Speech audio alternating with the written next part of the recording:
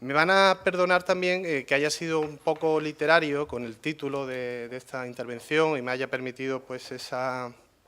licencia, ¿no?, de hablar del yihadismo pues como un dragón que algunos tratan de cabalgar.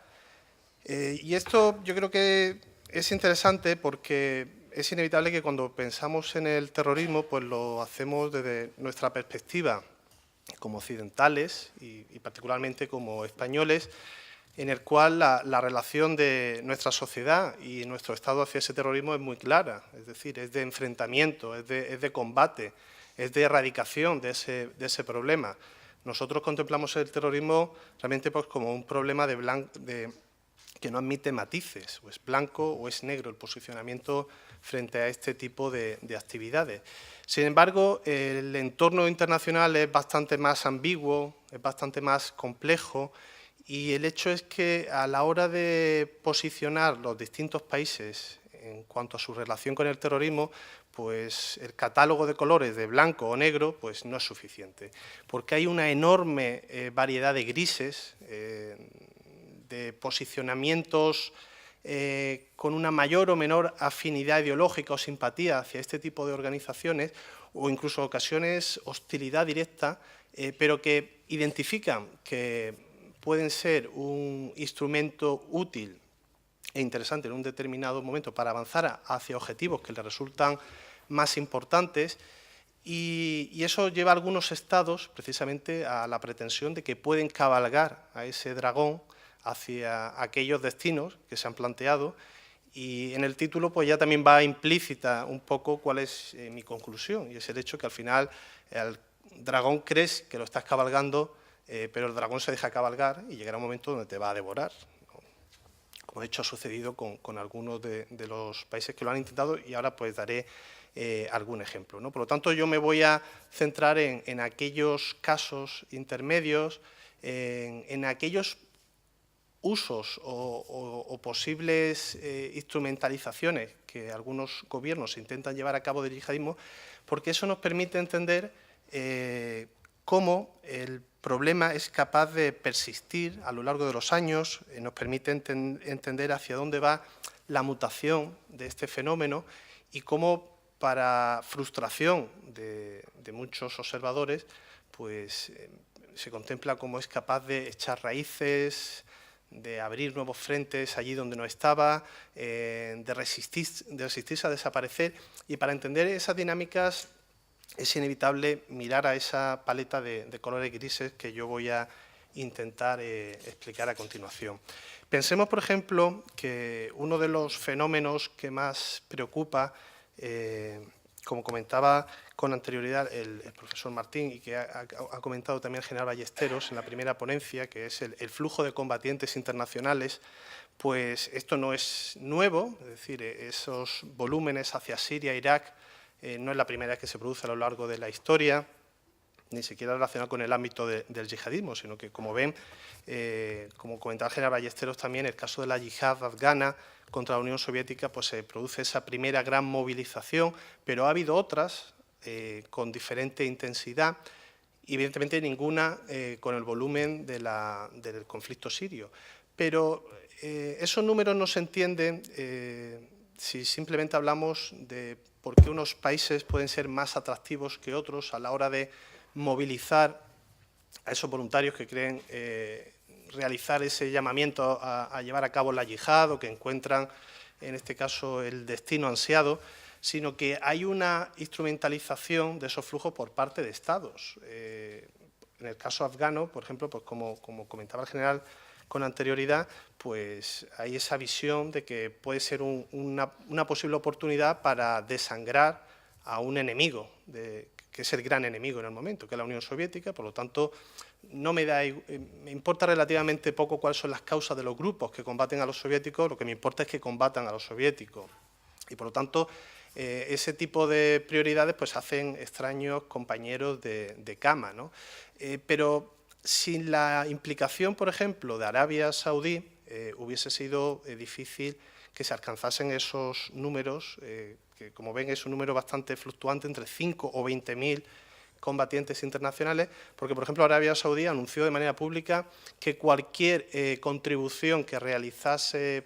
económica que realizase Estados Unidos, ellos la igualarían, es decir, sea cual fuese la cantidad. Y además de eso, pues incluso pagaban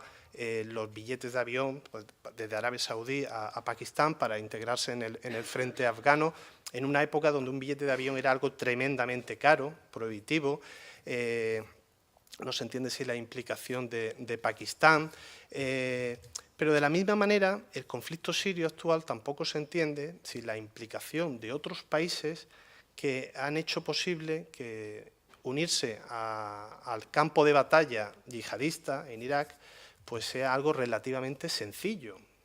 no solo barato, que de eso ya se encargan en este caso las compañías aéreas de bajo coste o los medios de transporte por carretera que son infinitamente más asequibles de lo que eran hace 40 años atrás, sino determinados estados que han preferido mirar hacia otras direcciones pues cuando sus fronteras son permeadas hacia un sentido y hacia otro. Y por lo tanto eso hace posible que se den unos números que hubiesen sido imposibles desde el punto de vista material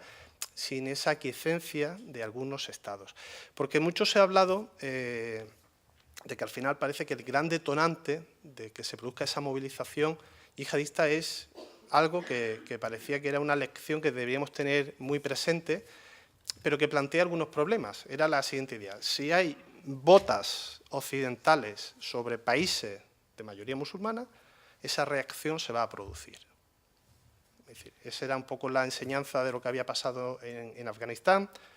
tanto en la primera yihad como en la segunda. Era lo que había pasado supuestamente en Irak con la intervención norteamericana. Pero en el caso sirio, toda esa movilización se produce sin presencia occidental. Es decir, ya empieza a chirriar un poco esa teoría, o al menos no termina de explicar, y bueno, ¿y ahora qué se debe? Si allí no hay cruzados que expulsar, es decir, no se está produciendo una invasión de tierra islámica por parte de infieles. Pero es más, hay otro caso que ni siquiera aparece ahí porque da lugar a números marginales, que era el caso de Manual, que supuestamente debería haber producido una movilización internacional hacia ese escenario que estaba siendo invadido por tropas occidentales. ¿Recuerdan cuál es? Pues era Malí. Es decir, Malí en el año 2013, donde una serie de facciones de carácter yihadista pues realmente casi consiguen tomar el control sobre la totalidad del país y que produce una reacción internacional, sobre todo liderada por Francia, que lleva a cabo esa operación llamada Serval, en este caso pues, de empleo de medios militares y de presencia militar amplia en el país pues, para expulsar esos grupos. Y en cambio en Malí no se produjo esa movilización internacional, los que llegaron algunos, no muchos, y eso se produce básicamente porque en el contorno de Malí no hay estados facilitadores, es decir, que abran la puerta a la entrada a ese país o que tengan algún tipo de complicidad con las redes que pueden mover combatientes desde cualquier punto del planeta hacia Malí, sino lo que existe es un entorno, en este caso, pues de caos o de estados fallidos que realmente no solo no facilitan, sino que no aportan nada en el control territorial, pero aún así ir a Malí era tremendamente complejo y difícil y realmente no hay rutas que estén engrasadas para llegar a ese terreno, a diferencia de lo que sucedía para ir a Siria, donde bastaba con coger un vuelo de 90 o 100 euros desde cualquier aeropuerto de Occidente, plantarse en cualquier aeropuerto turístico de Turquía y coger un autobús hacia Siria. Es decir, esa es la dificultad que supone desplazarse a la yihad siria, a diferencia de lo que sucedía en Malí, que uno realmente no sabía a qué país debería viajar, iniciar una ruta terrestre que posiblemente acabaría con tu vida porque te toparías con salteadores o con cualquier otro tipo de grupo criminal antes de unirte a un grupo yihadista, o ni siquiera dónde están los grupos yihadistas a los cuales unirme, ¿no? Por lo tanto, como ven, parece que tiene más importancia el elemento estatal que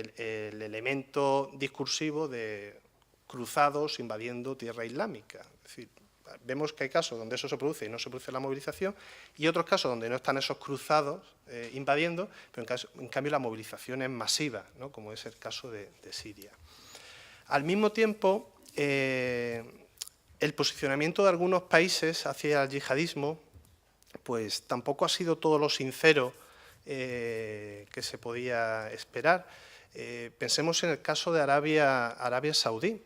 que había tenido una relación un tanto peculiar con el mundo del radicalismo yihadista a lo largo de su historia reciente, hasta el punto de que era una especie de punto negro dentro de la política internacional de Estados Unidos a la hora de obtener colaboración. Piensen, por ejemplo, que de los 19 secuestradores que estrellan los aviones el 11 de septiembre de 2001 en Estados Unidos, 15 de ellos son saudíes. Y eso no es una mera coincidencia estadística, es decir, es simplemente una evidencia de la presencia de esas redes yihadistas dentro del reino saudita y cómo el Estado no ejerce necesariamente un papel represor sobre la misma, a pesar de que formalmente es el principal activo estadounidense en la zona. Pero el yihadismo era una cuestión doméstica desde el punto de vista de Arabia Saudí. Y en ocasiones su falta de actuación la achacaba a incapacidad. Es decir, incapacidad material pues, de detectar estas redes. Por ejemplo, siempre trataba de disculparse hacia Estados Unidos en el hecho de por qué no era más proactivo a la hora de cortar la financiación hacia organizaciones radicales o esos donativos que desde el Golfo pues, terminaban alimentando complots terroristas o organizaciones de proselitismo radical en Occidente, pues lo achacaba precisamente a una falta de instrumentos modernos de control de capitales y de fiscalización pues, como parte de un Estado pues, que no se podía equiparar a Occidente. Sin embargo, cuando en 2003 Al-Qaeda en la península arábica, que es la facción territorial de Al-Qaeda en el reino saudí, experimenta un cambio estratégico y por primera vez decide que el reino de Arabia Saudí también va a ser objetivo de sus atentados. Hasta ahora había atentado contra objetivos occidentales dentro del país, pero no contra objetivos gubernamentales, y empieza a atentar contra las fuerzas de seguridad o contra la familia real saudí. La respuesta de Arabia Saudí es contundente, hasta el punto de que en un año y medio Al-Qaeda de la península arábiga desaparece, es decir, la erradica totalmente, ¿no? El supuesto Estado que se había mostrado incapaz hasta el momento de actuar en contra de esas redes, lo cual ponía en evidencia que el yihadismo solo era un problema si apuntaba hacia el interior, pero si extendía su actividad hacia el resto del mundo, pues tampoco es una urgencia, ¿no? Del mismo modo, la relación que se puede establecer hacia la represión de estos grupos pues genera una serie de paradojas, y es el hecho de que algunos países se han sentido muy confortables en el papel de aliados de Estados Unidos o de otros países en la lucha contra estos grupos. Y digo que se sienten confortables porque algunos de ellos experimentaron que de ser totalmente ignorados por esa política, es decir, no tener ningún tipo de importancia en las prioridades de la gran potencia estadounidense, pues se convirtieron en un aliado imprescindible que había que cuidar, que había que mimar, que había que apoyar y que incluso había que socorrer en casos de debilidad política. En este caso, hablando de algunos gobernantes pues, que podían sufrir problemas de inestabilidad en el cargo y que en este caso pues, siempre estar arropados por la gran potencia pues, era una importante garantía pues, para seguir en el poder. Pensemos en el caso de Pakistán. Es decir, Pakistán, la relación de Pakistán con Estados Unidos siempre ha sido muy problemática. Desde el punto de vista pakistaní, Estados Unidos no es de fiar, había dejado tirado al país en varias ocasiones, la percepción es que Estados Unidos llega, coge lo que necesita y se va. Eso era lo que había pasado en la yihad contra los soviéticos en los 80, es decir, se tienen que apoyar en los pakistaníes para apoyar toda esa insurgencia contra los soviéticos, pero cuando acaba la presencia soviética en Afganistán, ellos se van, como vinieron, es decir, sin mayor interés sobre lo que pasase en Pakistán. Y de hecho, en su enfrentamiento con la India, que esa es la gran obsesión de Pakistán, no es el yihadismo, no es nada que no sea la India, es decir, esa es la gran obsesión, es ese fatalismo de que van a volver a la guerra con la India y que deben estar en las mejores de las condiciones posibles. Pues bueno, también veían con mucho dolor o desagrado, pues cómo Estados Unidos mostraba una clara preferencia por la India en esa disputa entre los dos países, ¿no? Bueno, pues después del 11 de septiembre, Estados Unidos vuelve a mirar a Pakistán, porque sabe que es el socio imprescindible para acabar con Al-Qaeda, que está presente en Afganistán, para acabar con los talibán. Pero en este caso la perspectiva de Pakistán es bastante más utilitarista. Es decir, Pakistán, de no ser nada, se convierte en la segunda mayor receptora de cooperación militar de Estados Unidos en el mundo, de no ser nada, de tener incluso embargadas determinadas compras de armamento militar estadounidense, no solo se liberan, sino que empieza a recibir una importantísima cantidad de fondos. Y eso, como digo, genera una situación paradójica porque me gusta esa posición. Pakistán empieza a actuar en contra de las redes de Al-Qaeda que están establecidas en el país, se llevan a cabo algunas detenciones importantes, pero al mismo tiempo sigue habiendo presencia, siempre lo ha habido, hay detenciones, hay presencia. El gobierno pakistaní entrega a sospechosos o facilita, pero al final eso nunca acaba. Es decir, incluso algunos de Estados Unidos empiezan a pensar si realmente Pakistán no tiene un interés en que la guerra contra el terrorismo exista por los siglos de los siglos, porque en el momento que se acabe el yihadismo, se acabe Al-Qaeda, se acabe Osama Bin Laden,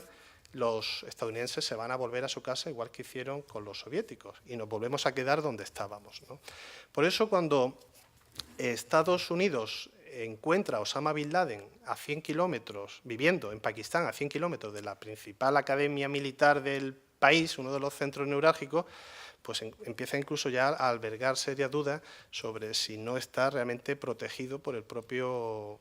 si no por el gobierno pakistaní, por algunos sectores de los servicios de inteligencia. Es decir, porque es difícil de entender que pudiese estar viviendo durante años dentro de ese país que supuestamente era un aliado de Estados Unidos contra este grupo y sin mayores problemas, ¿no? Y con capacidad pues, de seguir controlando la organización y de no ser simplemente alguien que está a la fuga, sino alguien que está controlando el grupo. Eso le lleva, por ejemplo, a tomar la decisión de que interviene en Pakistán ocultando esa acción al gobierno de Pakistán porque no se fía. Es decir, no se fía de que si adelanta que va a ir en contra de Bin Laden, pues Osama Bin Laden no esté en el lugar cuando lleguen las tropas americanas, ¿no? Por lo tanto, para algunos países, incluso para algunos dictadores, el contraterrorismo también puede ser la excusa para actuar en contra de los opositores. Es decir, si yo tengo que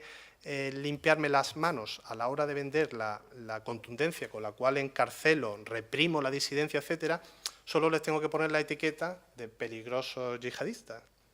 Porque si estoy actuando en contra de las redes radicales,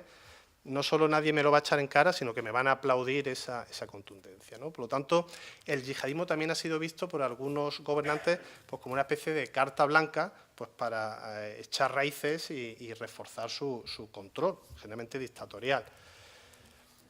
Al mismo tiempo, la lucha contra el yihadismo también ha sido empleada o ha sido instrumentalizada por algunos países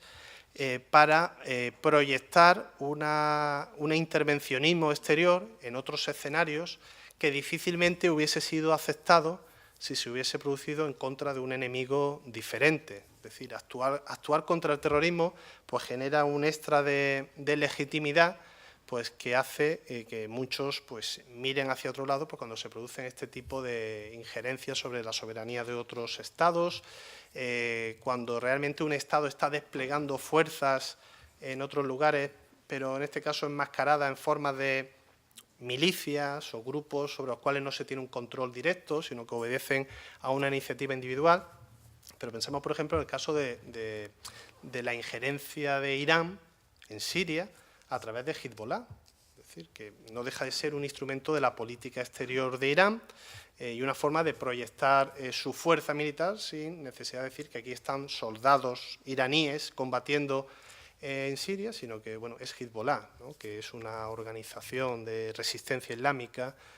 aunque todo el mundo sabe evidentemente pues, que es una creación de los servicios de inteligencia iraníes y están permeados, es decir, el flujo de información es permanente en un sentido y en otro. Pero, sin embargo, sin duda, la gran ventaja que algunos han encontrado en el yihadismo es su capacidad de utilizarlo como una estrategia para desangrar al adversario. Es decir, esa expresión de desangrar pues, proviene de la teoría realista en estudios estratégicos, pues, que cuando describe las posibles formas de buscar el balance de poder, es decir, evitar que un competidor no adquiera una dimensión o unas capacidades que terminen suponiendo un problema de seguridad para ti, pues una forma de contenerlo, hay múltiples estrategias y una de ellas es la de desangrar, es decir, la de provocar, en este caso, una situación que dilapide sus recursos militares, económicos, morales, y es, por ejemplo, pues lo que Estados Unidos intentó hacer con la Unión Soviética en Afganistán, lo que la Unión Soviética hizo contra Estados Unidos en Vietnam, y que se hace en múltiples lugares, en múltiples escenarios. Y no solo hay que apoyarse en el Vietcong o en los rebeldes afganos para desangrar, sino que el yihadismo, dentro de su brutalidad y de su carácter totalmente condenable, aunque uno no simpatice con él, pues puede ser entendido pues, como una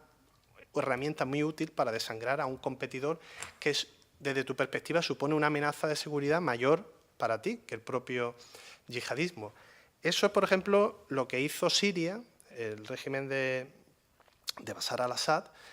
cuando se produce la invasión desde Irak por parte de Estados Unidos en 2003. Recordemos que la administración Bush había dibujado lo que era el eje del mal, es decir, aquellos países que formaban esta especie de alianza de desestabilización, de inseguridad, que mientras que permaneciese activa Estados Unidos no iba a poder estar segura, y uno de los que entran en esa alianza es precisamente Siria. Otro era Irak, y Irak ya habíamos visto lo que había pasado con Irak y Saddam Hussein, es decir, los americanos estaban en tu frontera, es decir, acabando con uno de los pocos aliados que tienen en ese momento, y evidentemente en el momento en que termine el trabajo, pues mirarán hacia ti, es decir, por una mera cuestión de cercanía, ¿no? Y es lo que lleva en este caso al régimen de Bashar al-Assad a entender que Estados Unidos se tiene que quedar empantanado en Irak. Igual, es el mismo cálculo al que llega Irán, que a través del apoyo de las milicias chiitas, pues entiende que Estados Unidos no puede terminar el trabajo rápido y liberar recursos para dirigirse hacia otro enemigo, sino que la presencia en Irak tiene que ser prolongada en el tiempo, insatisfactoria, no tiene que alcanzar ninguno de sus objetivos y para eso pues, se dedican a apoyar a cualquier grupo armado que combatiese a Estados Unidos, con independencia de su naturaleza. Eso es lo que hace, por ejemplo, que Bashar al-Assad abra la frontera siria hacia Irak, es decir, que sus propios radicales, que habían supuesto un problema de seguridad para el propio régimen, pues se les permitiese actuar en contra de Irak, en contra de la presencia americana en Irak, y por lo tanto la conexión siria-iraquí es importantísimo para entender la insurgencia sunita en estos años. Y realmente le va muy bien, es decir, esa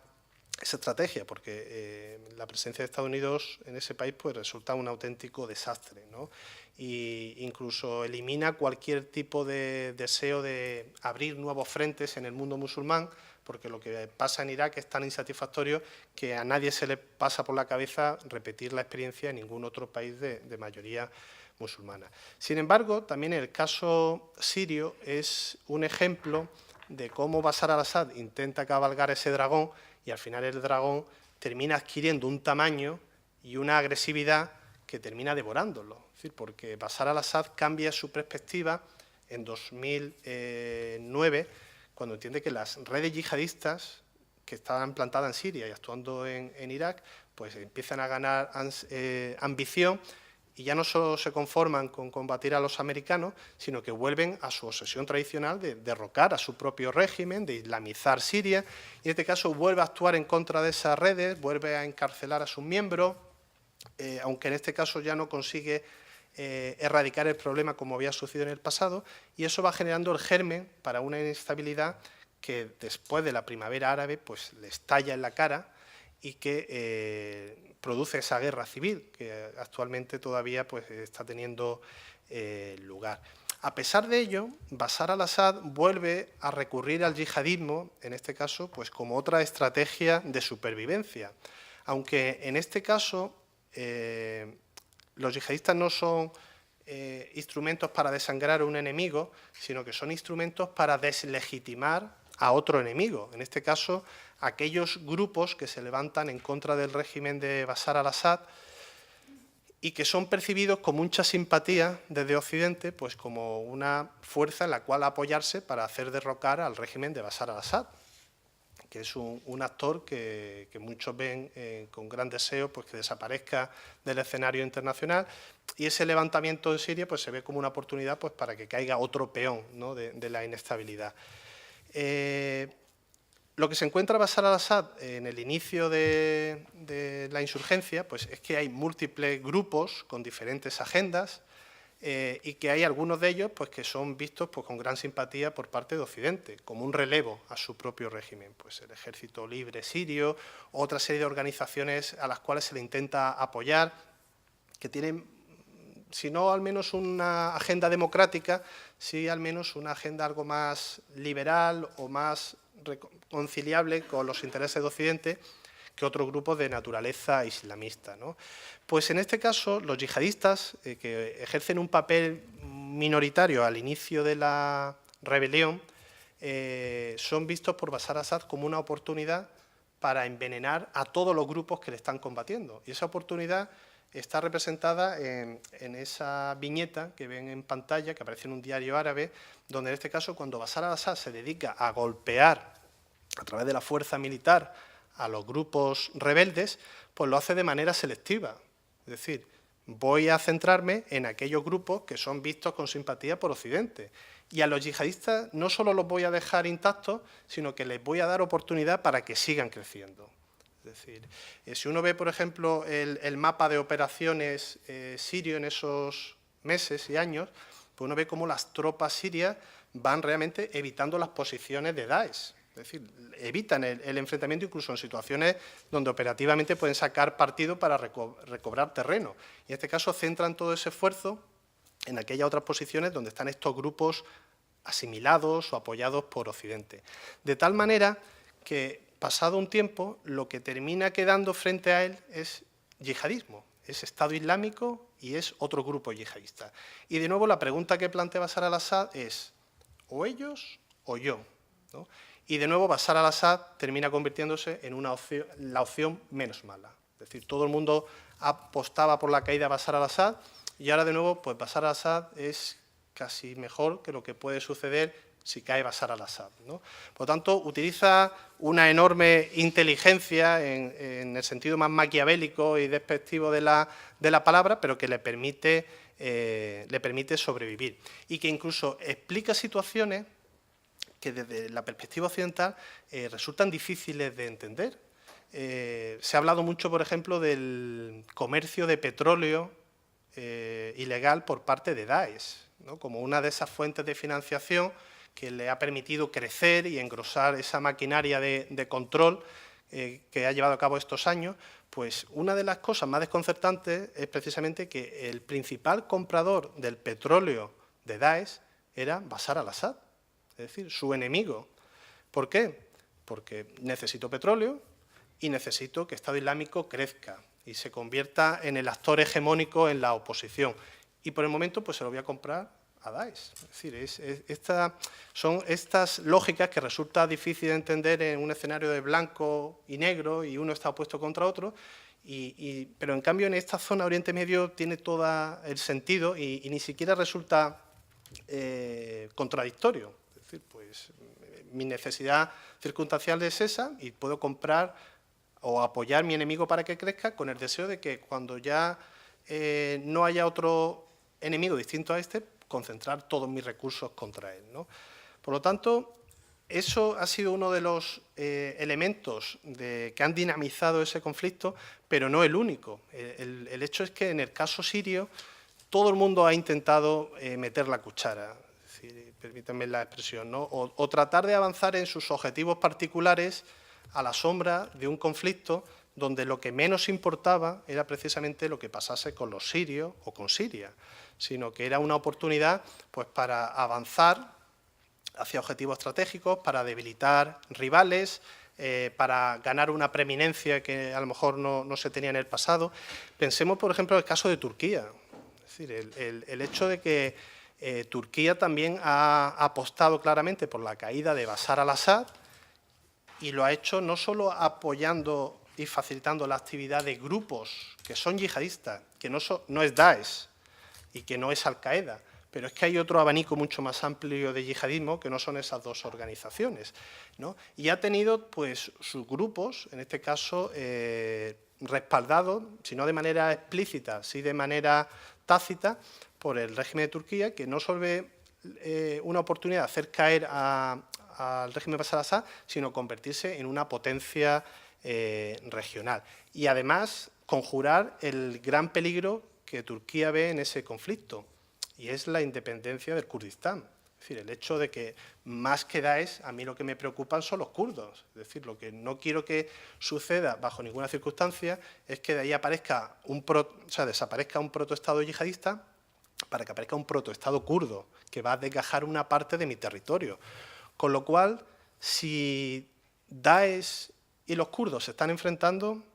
¿quién me interesa que mate a quién? Pues que Daesh mate a los kurdos. Es decir, entonces, volvemos de nuevo a esas políticas contradictorias desde el punto de vista de Occidente, porque además Turquía es que es un miembro de la OTAN. Es decir, y al mismo tiempo ha sido el actor imprescindible para controlar todos los flujos de combatientes internacionales que no solo llegan a Siria, sino que salen de Siria. Es decir, que toda esa política se mantiene en paralelo con una cooperación muy intensa con Occidente a la hora de identificar a algunos de estos individuos, detenerlos. Es decir, el hecho es que se puede estar remando en varias direcciones al mismo tiempo y eso es coherente. Es decir, no desde una perspectiva cartesiana de la política, como la que tenemos nosotros, sino en el hecho de que es una partida que se juega a diferentes niveles y se puede avanzar hacia objetivos aparentemente contradictorios, pero que no necesariamente lo son desde la propia perspectiva. Es más, algunos países, sin tener ningún tipo de simpatía hacia estas organizaciones,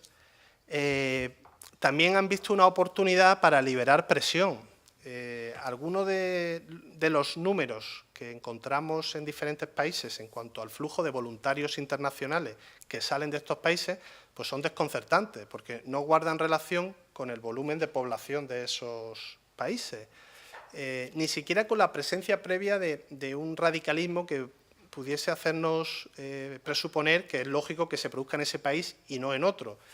Pues eso se debe a que algunos países también han visto una forma de liberar presión en el sentido de que si yo tengo un grupo o una red de radicales que quieren ir a Siria, pues que se vayan a Siria, a ver si los matan allí a todos. Es decir, porque si se quedan aquí van a suponer un problema doméstico, ¿no? Y eso, por ejemplo, lo que explica en el caso de Túnez, que se den esos números disparatados, teniendo en cuenta la escasa población del país, siendo uno de los que más combatientes aportan al escenario sirio. Pero, evidentemente, lo que el gobierno de Túnez no puede reconocer abiertamente es que en ocasiones hasta les pone el autobús para que se monten y salgan del país con la esperanza de que no volváis nunca más, ¿no? Por lo tanto, esto es, en este caso, pasar la patata caliente a otro, ¿no? Y realmente es un objetivo muy en el corto plazo, pero que desde la perspectiva de países con problemas de supervivencia o de regímenes que están con el agua hasta el cuello, pues es una opción legítima. Y ya para acabar, incluso en países que parece que lo tienen muy claro a la hora de confrontar a este enemigo, pues este enemigo pues también puede ser un elemento en el cual apoyarme circunstancialmente para conseguir otros objetivos. En 2015 En mayo de 2015, pueden que alguno de ustedes recuerde que la cadena de televisión TV5 de Francia pues, sufrió un ciberataque que paralizó las emisiones durante 2 días, que casi acaba con el canal, porque fue un ataque muy complejo en el sentido de que iba destinado a destruir cualquier infraestructura que estuviese conectado a Internet. No es simplemente suplantar mis perfiles en redes sociales para dar un mensaje de apoyo al terrorismo, que también lo hizo, ¿no? En este caso, ese atentado fue reivindicado por el llamado cibercalifato, ¿no? que en este momento se identifica pues, como un grupo de hackers